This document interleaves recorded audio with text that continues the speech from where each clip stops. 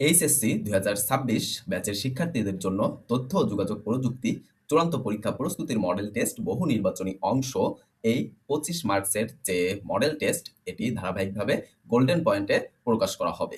তোমরা যদি এই মডেল টেস্টটি দেখো বা এই ৫টি মডেল টেস্ট খুব ভালো করে পড়ো, অন্যান্যদের থেকে এক ধাপ এগিয়ে থাকবে। প্রথম প্রশ্নটি, কোনটি আবিষ্কারের ফলে যোগাযোগ ব্যবস্থার প্রভূত উন্নতি হয়? কম্পিউটার আবিষ্কারের ফলে যোগাযোগ ব্যবস্থার প্রভূত উন্নতি হয়। কোন প্রযুক্তির সাহায্যে মানুষকে অদ্বিতীয়ভাবে শনাক্ত করা যায়?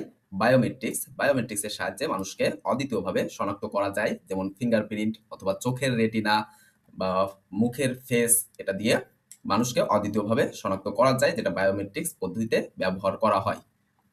একটি নির্দিষ্ট জিন বহনকারী কোন জীব থেকে ডিএনএ খণ্ড পৃথক করে ভিন্ন একটি জীবে স্থানান্তরের কৌশলকে কি বলে?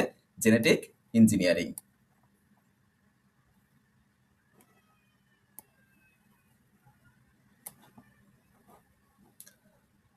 ৪ নম্বর প্রশ্ন, কোন প্রযুক্তি ব্যবহার করে ভিন্ন স্থানে থেকেও মিটিং এর কাজ সম্পন্ন করা যায়?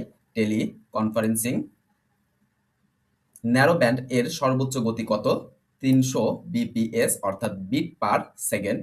ব্রডব্যান্ডের ব্যান্ডউইথ কত? ১ এমবিপিএস বা তার অধিক।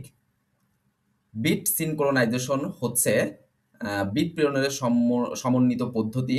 বিটের শুরু এবং শেষ বুঝতে পারা, অর্থাৎ উত্তর হবে ১ ও ২।